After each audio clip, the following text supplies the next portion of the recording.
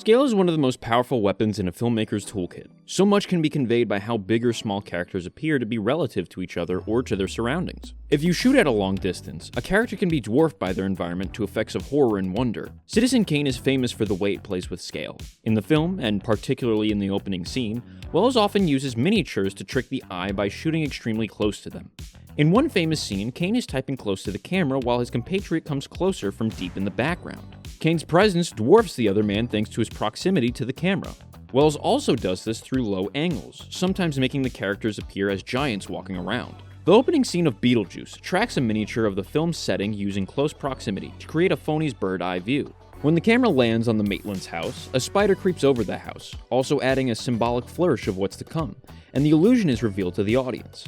One sequence in E.T. the Extraterrestrial sees Elliot being mind-controlled by the titular alien into sabotaging a science experiment and kissing a girl in his class. The sequence is capped by an incredible shot taken at ground level of Elliot being dragged away by his teacher, out of focus, in the background while the girl's feet are surrounded by frogs. Both the feet and the frogs are massive in the foreground, with one of the girl's feet shifting shyly after the kiss. In the Columbo episode, Murder by the Book, Spielberg places the wife of the episode's murder victim close to the camera and then has Columbo emerge from the deep space of the hallway, seeming to start small and get bigger and bigger as he gets closer to the victim's wife, and therefore the camera. In Spielberg's Jaws, he's able to give a lot of visual power to the shark because of its massive scale. Similarly, in Jurassic Park, he emphasizes the power the dinosaurs have in most frames by contrasting the massive scale with the human character's small one.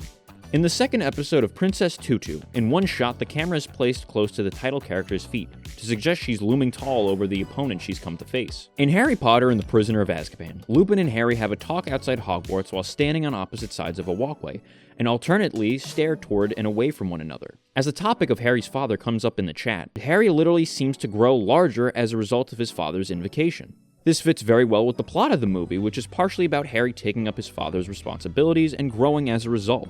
Ivan the Terrible Part 1 ends with the title character looming godlike over his subjects through deceptive camera distance. For your purposes, it doesn't cost anything extra to dictate your actor's camera distance, though depending on your desired setup, your blocking may become a little bit more elaborate, and thus require more time or money to accomplish.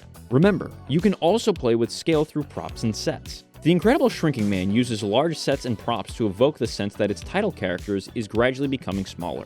Eternal Sunshine of the Spotless Mind uses large sets and props to force perspective in its imagined world. Play around with objects in your room and see how big or small you can make them.